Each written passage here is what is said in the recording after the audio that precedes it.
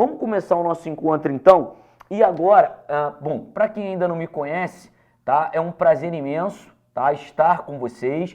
A gente vai estar em Direito Constitucional, então meu nome é Rodrigo Gomes.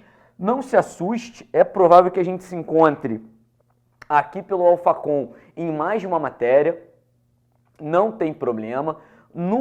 Na maioria das hipóteses, a maior probabilidade é a gente se encontrar em Constitucional, Penal e Processo Penal, tranquilidade? Mas aqui a gente está na nossa matriz de Constitucional, tá? Vamos devagar, a gente vai fazer mais um pontozinho que, na verdade, é continuidade do encontro anterior, tá? Então a gente estava vendo direitos e garantias, então a gente ainda está em direitos e garantias, beleza? Não esquece, tá? A gente já analisou tudo isso aqui, pormenorizadamente, né? Já vimos toda a diferença entre direitos e garantias, direitos humanos e direitos fundamentais. Não se esquece que a gente está no título 2, tá? Então a gente está no tema 2. O título eu costumo definir como tema. Então, o tema 1, princípios fundamentais. Já vimos também, esgotamos aqui o tema, tranquilão. Tema 2, eu começo nos direitos e garantias. O que é que eu sempre tenho medo de vocês? Para que vocês não esqueçam que direitos e garantias não é o artigo 5º, tá? Então, lembra sempre que dentro desse tema eu tenho 5 subtemas, eu tenho 5 capítulos dentro desse título, tá? A gente tem direitos e deveres individuais e coletivos, que é o artigo 5º. Nós temos os direitos sociais, que a gente ainda vai analisar, temos a nacionalidade, que a gente vai completar agora nesse encontro, direitos políticos e partidos políticos. Então, a gente tem isso que é meu medo. 5 direitos e garantias fundamentais, expressamente ali de uma maneira a priori, né? Num primeiro contato, você tem 5 direitos e garantias. Qual é meu medo? Quando você entra nos direitos e deveres individuais e coletivos do artigo 5º, você também tem 5 direitos e deveres, que é vida, igualdade, liberdade, segurança e propriedade. Então, cuidado nessa hora da prova aí, principalmente se você vai para uma banca CESP, né, se você é de um tribunal, se você é de uma polícia, né, geralmente concursos em âmbito federal, né, administrativas também, o próprio INSS é um concurso, né, de abordagem da CESP. Cuidado, porque nessas expressões a banca CESP, por exemplo, tenta te pegar ali, tá? Então, direitos e garantias, 5. Direitos e deveres individuais, 5 também. Só fica ligado para você saber diferir, tá? Onde eu estou aqui? Já analisamos direitos e deveres individuais e coletivos. A gente vem primeiro para nacionalidade e direitos políticos, que eu fecho o trio mais importante, depois a gente pega direitos sociais. Então eu vou em ordem de importância. Primeiramente, artigo 5º, não tem mistério, capítulo 1. Depois o capítulo 3, que é a nacionalidade, que é esse que a gente está agora. Então eu vou botar aqui, ó, que a gente está no capítulo 3, legal? Da nacionalidade, beleza? Então, no encontro anterior, a gente viu 4 pontos importantes. Nós vimos alguns conceitos de nacionalidade, vimos o que é nação, o que é povo, o que é cidadão, o que é população. A gente viu os critérios de aquisição de nacionalidade. Então, a gente tem o critério territorial, o critério sanguíneo, tá? Depois, a gente viu as formas de você se apresentar, né, como um nacional. Você pode se mostrar nacional no nascimento ou você pode se mostrar nacional depois num ato de vontade, que são os naturalizados. Não relacione forma de nacionalidade com critério. Ah, Rodrigo, porque aqui então o nato é o critério territorial. Não, tá? Para ser brasileiro nato, para se mostrar, para se formar brasileiro nato, eu tenho 2 critérios. Pode ser o territorial e pode ser o sanguíneo. Então, cuidado, vai estudando. E depois a gente viu o que era brasileiro. Continuando o estudo, a gente vem aqui agora para um outro pontozinho, que é o seguinte. Esse aqui eu considero o grande coringa aí da matéria, tá? Você vai reparar que quando a gente tiver em direitos políticos, eu também vou ter um coringa. Em direitos políticos, o tal do coringa é o analfabeto. Por quê? Porque ele vota se quiser, aí depois ele não é eleito, tá? Então, o analfabeto, você joga com ele em várias situações. É igual o português equiparado. O português equiparado, você tem que tomar muito cuidado com ele. Por quê? Porque o português equiparado, tá? Ele aparece ali no parágrafo 1º, e você, de repente, pode ter um amigo, pode ter um familiar Que é muito comum a galera falar, ah não, porque eu tô com cidadania portuguesa, eu tenho cidadania americana, o famoso green card, né? Na Europa também, principalmente Portugal, é o mais comum aí de vocês ouvirem falar. Muito cuidado, essa pessoa que fala para você que tem cidadania portuguesa, ela não é portuguesa, tá? Ela tem todos os direitos civis, pô, tem passaporte, tem o cadastro, né, de pessoa física, tem habilitação, carteira de trabalho, mas ter cidadania não te torna nacional daquele país e nem o português aqui. Então, muito cuidado. O que eu quero que você, já ia falar mentorize aí, que tá na moda agora.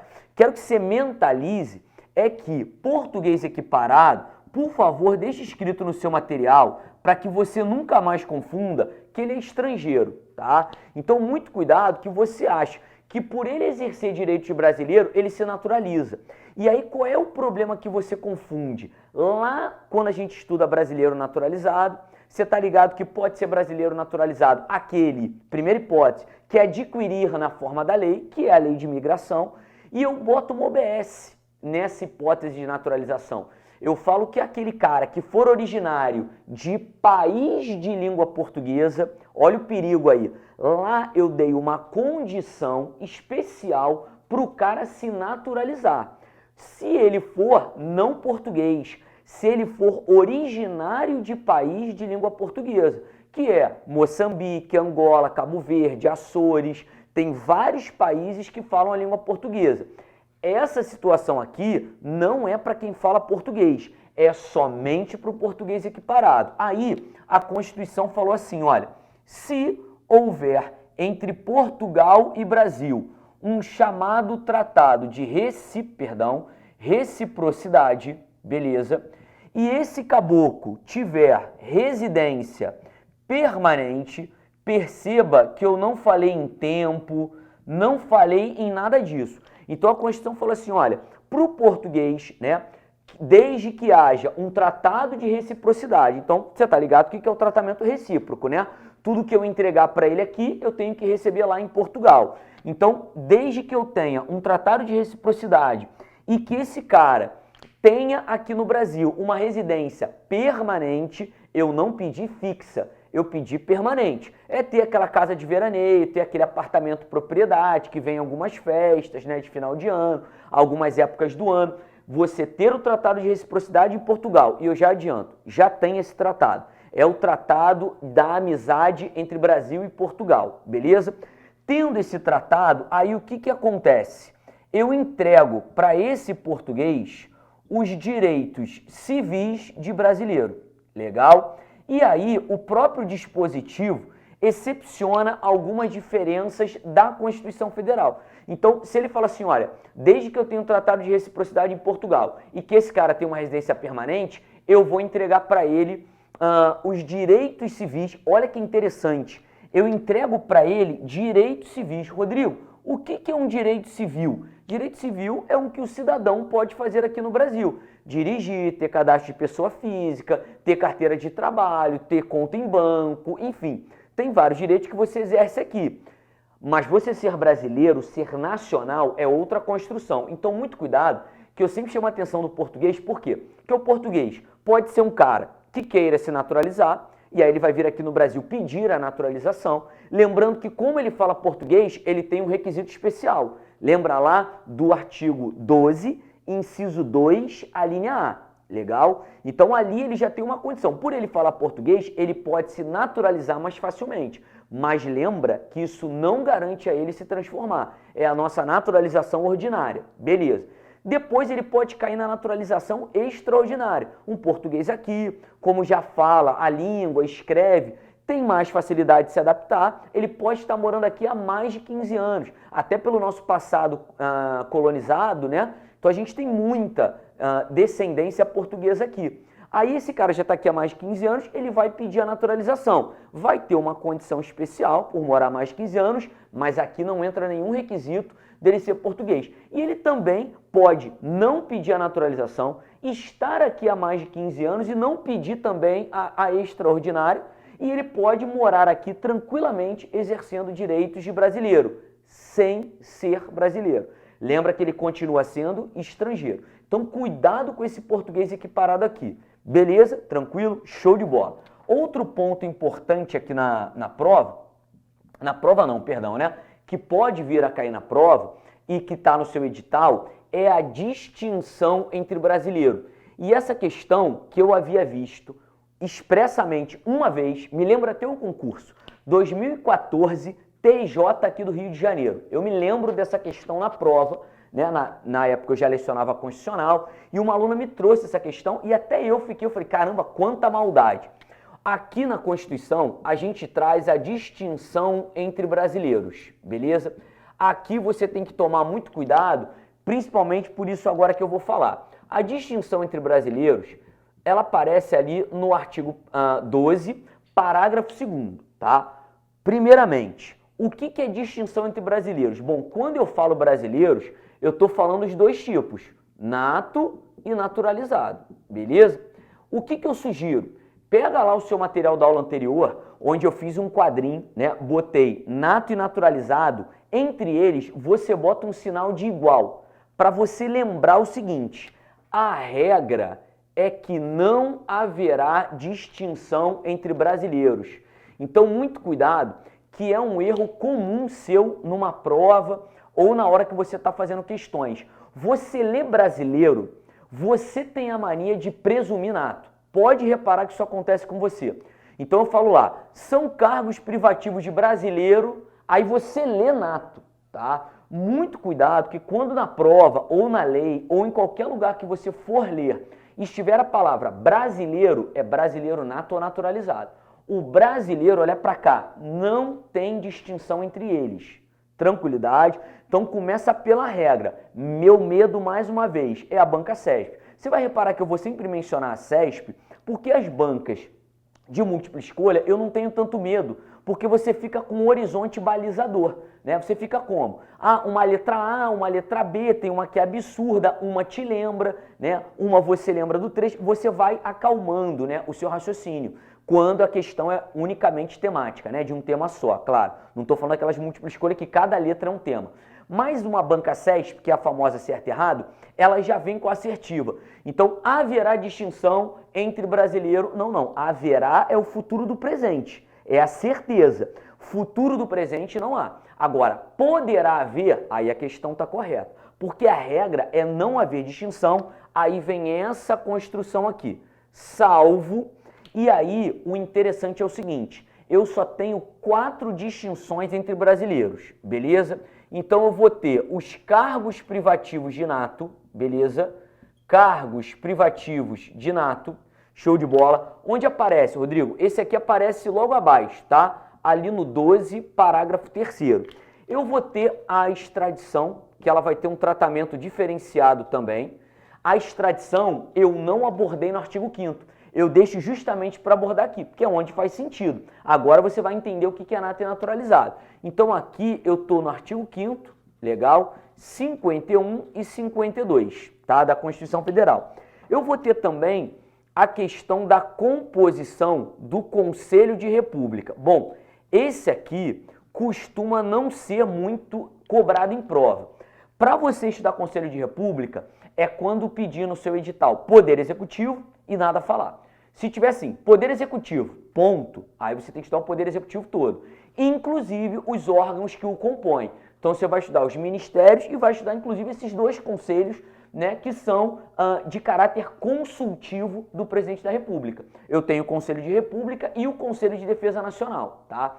Só que agora eu não quero. Por quê? Porque a maioria das provas, o que eu tenho visto? Vem Poder Executivo. Claro que eu não estou falando da prova de bacharel em Direito. Aqui a gente sempre abre um parêntese. Não estou falando de provas de delegado, de promotor, de juiz, de defensor. Todas as outras, que são aquelas geralzonas, tá? Elas vêm geralmente com o Poder Executivo de que maneira? Pedindo atribuições e responsabilidade, tá? E chefia de Estado, chefia de governo. Então, eu geralmente vejo esses 3 pontos mais comuns. Atribuições, que são as competências, e responsabilidade, que são os crimes de responsabilidade do presidente e os crimes comuns. Então, são os mais comuns pontos que eu vejo de Poder Executivo. Mas o Conselho de República, ele tem também uma disciplina aqui peculiar, tá? Na formação dele, que não vale a pena a gente estudar agora, não é o nosso objeto, ele tem 6 brasileiros. E esses 6 brasileiros, pede-se que eles sejam natos, tranquilo? E a última distinção é se um brasileiro quiser ter propriedade de empresa de radiodifusão ou TV. Legal? Vou botar rádio ou TV aqui. Legal? Onde aparece essa propriedade de empresa de rádio e TV? Aparece lá no artigo 222 da Constituição Federal. Rodrigo, só tem essas 4 distinções e todas elas estão na Constituição? Sim. Por quê?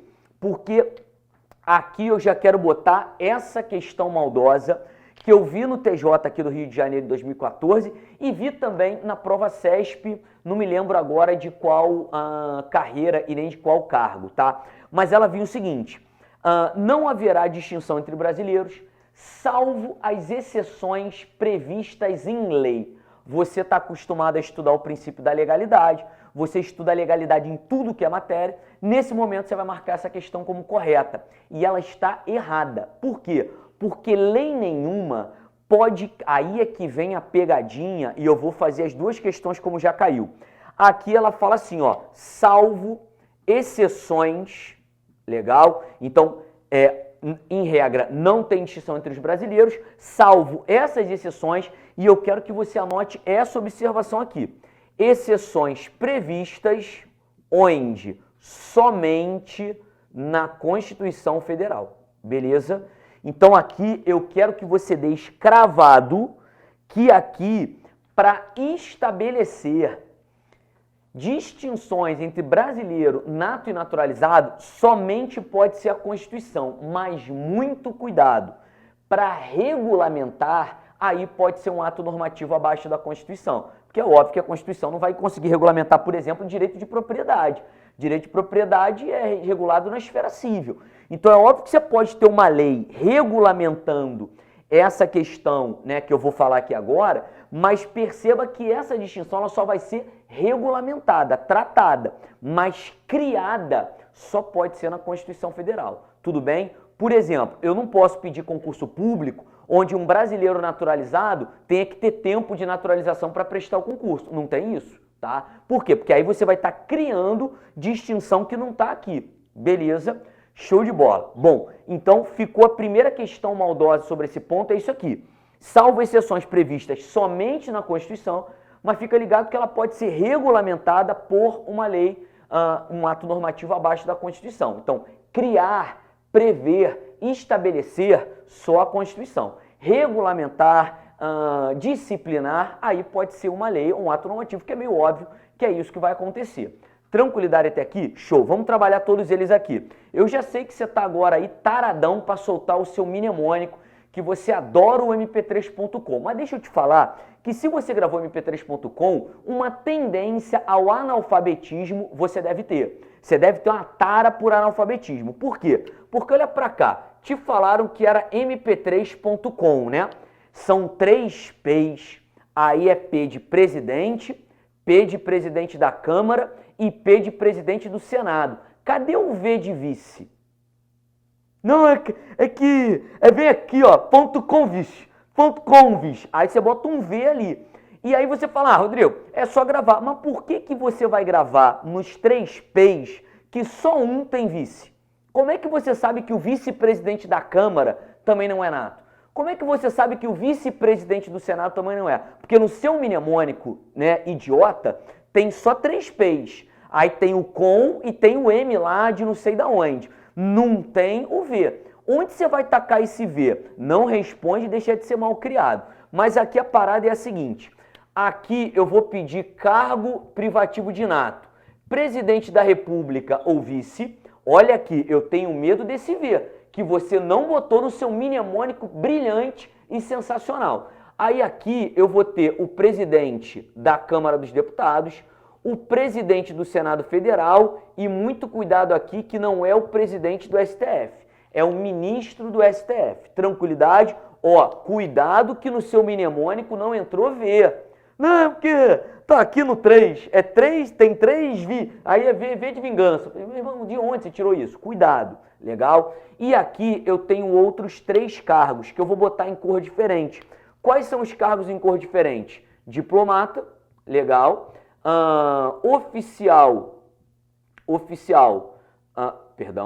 oficial das Forças Armadas e, por último, ministro de Estado de Defesa, beleza? Show de bola. Por que eu botei isso aqui enquanto? Para você poder entender. Você não precisa ficar com mnemônico toda a vida. Essa é a diferença de um mentor para um professor. O professor explica, o mentor inventa. Ah, tô brincando aí, tô não. Aí a parada aqui é a seguinte, ó. Esse aqui são cargos ligados ao comando do país. Por isso que você precisa que esse cara seja nato, que ele tenha uma origem no país. Já a diplomacia, o oficialato das Forças Armadas, que, né, preenche cargos ali de patentes altas, né, que são comandos ali do Exército, da Aeronáutica, da Marinha, e o próprio ministro, né, do Estado de Defesa, são assuntos relacionados à guerra.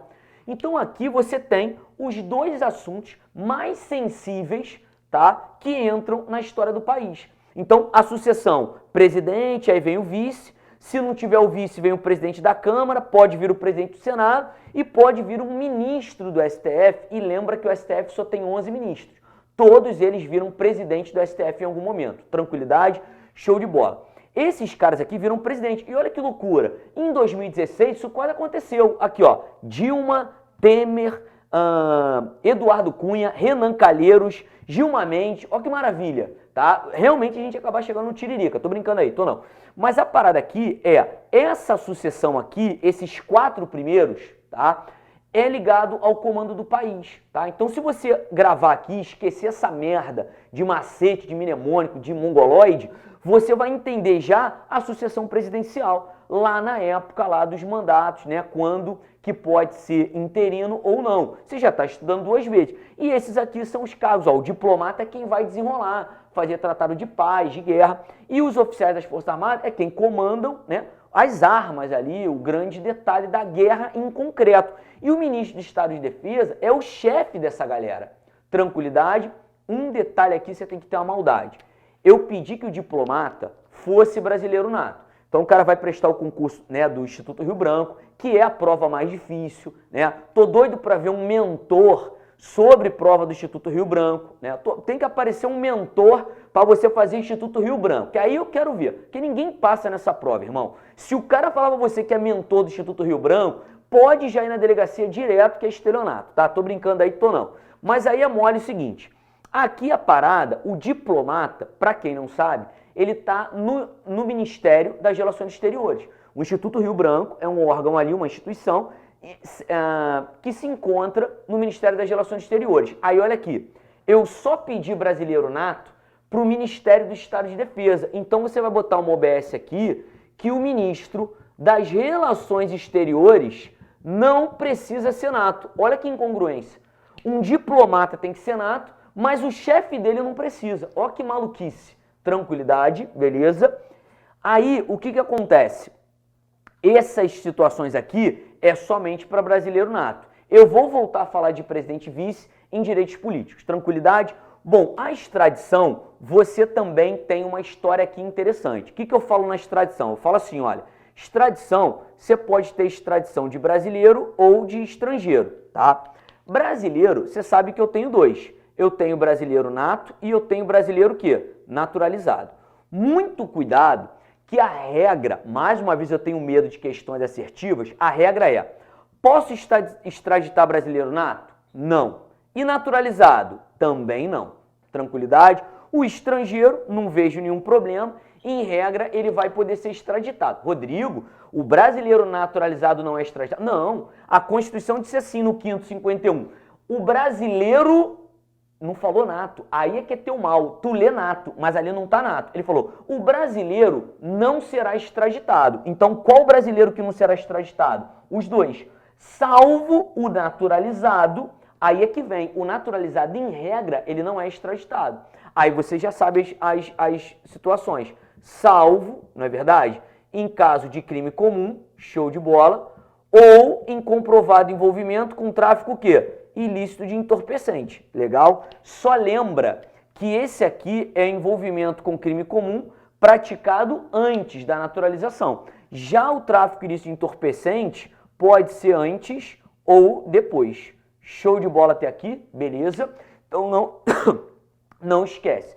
E nunca se esqueça que a extradição jamais haverá por crime político ou de opinião. Legal? Aí, esse crime político ou de opinião, não haverá extradição de ninguém. Então, a regra, o estrangeiro pode ser, mas ele também vai ter uma exceção quando for a prática de um crime político ou de opinião. Conselho de República aqui eu não tenho muito interesse, já adiantei, é porque ele diz que na composição, que não interessa você estudar agora, caso caia na sua prova, tem 6 brasileiros na sua composição e tem que ser brasileiros natos, e a propriedade de empresa e rádio, né, de radiodifusão ou TV no Brasil, ela diz que é só para brasileiro, mas ela diz que quando o cara for naturalizado, eu preciso que ele tenha mais de 10 anos de naturalização. Então é um tratamento também distintivo, né? Porque o cara que é brasileiro, eu preciso que ele seja 10 anos brasileiro, ainda independentemente da idade. Deu para entender? Mas também não vejo muita probabilidade disso cair na prova, não. Beleza, até aqui, muito cuidado com essa questão, legal, que é somente na Constituição e eu posso regulamentar por lei, e muito cuidado aqui com o seu mnemônico, que ele pode te prejudicar. Na hora você está no início de estudo, levou o V e pode achar que é vice em todas as configurações de presidência. Tranquilidade? Para a gente finalizar, minha câmera vai dar o print aí para vocês e eu vou pegar o último ponto aqui, legal, que é pequeno, que é ali o nosso parágrafo 4º, legal, de nacionalidade. Qual que é? É a chamada perda da nacionalidade, beleza? E aí você vem aqui para o quadro, 2 minutinhos a gente fecha isso aqui, e aí a gente finaliza o ponto de suspensão, perda ou suspensão. Tranquilidade? Olha para cá sobre a perda da nacionalidade, beleza? Aí a grande questão de prova e dúvida ideal. O brasileiro nato pode perder a nacionalidade? E a resposta é sim. Vamos tentar trabalhar aqui. Então, ó, 2 hipóteses de perda da nacionalidade. Bom, a primeira delas é o cancelamento da naturalização, beleza? E aí ele fala por sentença judicial e o motivo ele fala por motivo de quê? De atividade nociva ao interesse nacional. Olha, isso aqui é um conceito vago, beleza? Não sei te dizer o que seria uma atividade nociva, mas a gente teria vários exemplos, né? Um tráfico internacional de pessoas, né? Uma exploração sexual infantil, tráfico internacional de drogas, tráfico internacional de armas, tudo isso é comprometedor para o nosso interesse nacional. Um detalhe, essa primeira hipótese é somente para o cancelamento de quê? Da naturalização. Então, essa primeira hipótese é só para quem for naturalizado, legal? Declara-se a perda da naturalização, o cara automaticamente volta a ser o estrangeiro, né, a nacionalidade antiga, e ele vai perder. Agora, percebe que aqui eu tenho uma outra hipótese. Aquela hipótese do caboclo adquirir outra nacionalidade. E aqui, na aquisição de outra nacionalidade, qualquer brasileiro. Você está lá na Bélgica, gostou da cervejinha de lá, do chocolate, vai virar belga. Se não for um país que permita, né, o critério sanguíneo e você está pedindo a naturalização, meu irmão, perdeu, mesmo você sendo nato, você perde a nacionalidade brasileira. Então, o que eu quero que vocês entendam? Adquiriu outra nacionalidade, regra, perde a brasileira. A regra é não poder acumular. Legal? Então, dupla, tripla, múltipla nacionalidade são exceções, desde que esteja aqui, ó. O cara que adquirir outra nacionalidade, salvo 2 hipóteses. Tranquilidade, perdão, deixa eu botar aqui melhor. Salvo 2 hipóteses em que a lei estrangeira, cuidado então, a lei estrangeira, primeira hipótese, reconhecer o nacional de lá como originário. Bom, aqui você tem que lembrar o início da aula. O que é originário? É o nato. Então vamos lá, a primeira hipótese. A primeira hipótese de você poder acumular sem perder é, por exemplo, você for a Portugal, você está ligado que Portugal adota o critério sanguíneo. Então você é filho de português. Vai a Portugal pedir outra nacionalidade. Você está indo lá pedir a portuguesa. Só que quando você chegar em Portugal, como eles adotam um critério sanguíneo, a lei estrangeira, a lei portuguesa, vai te reconhecer nesse momento como originário, pelo critério sanguíneo. Troca, ela vai te reconhecer como nato. Então, nesse momento, você tem o direito de ser nato português e nato brasileiro. Tranquilidade até aqui? Show de bola. Agora, uma outra hipótese é a hipótese da lei estrangeira impor a naturalização, beleza? Para fins de, aí cuidado, para fins de permanência no território ou para fins de exercício de direitos. Legal? Então aqui é o seguinte, você mudou lá, né, tá de mudança na Polônia, aí foi fazer seu doutorado, sei lá, vou inventar uma parada aqui, doutorado de 4 anos. Aí você tá lá na Polônia, primeiro ano, vendeu tudo aqui, tá lá vivendo a sua vida e você precisa daquele doutorado. Nesse momento vem a mudança na Constituição polonesa e eles podem, cada povo tem a sua cultura e fala, olha, agora para permanecer aqui em solo nacional, diante do coronavírus, uma situação, eles vão publicar que somente quem for nacional. Nesse momento você vai pedir a nacionalidade polonesa, vai chegar aqui no Brasil e vai mostrar, olha, a Constituição dos caras pediram que para eu permanecer no território eu tivesse que me nacionalizar. Nesse momento você pode acumular. Ou para fins de exercício de direitos. A galera que acompanha o futebol tá ligado, acontece com muitos jogadores de futebol, que são obrigados a pedir a naturalização para efeitos de quê? De trabalho, de casamento também. Então você pode ser obrigado por uma imposição da lei estrangeira, desde que é mole você comprovar isso, só você trazer uma cópia da lei e pronto, você consegue acumular. Mas regra é não poder acumular. Você tem que preencher uma dessas duas hipóteses. Tranquilidade até aqui, beleza? Então aqui você fechou mais um direito e garantia fundamental, que é a nacionalidade, beleza? Então vai devagarzinho, depois você faz algumas questões e vê se você absorveu direitinho o ponto ou não, beleza? Tranquilo?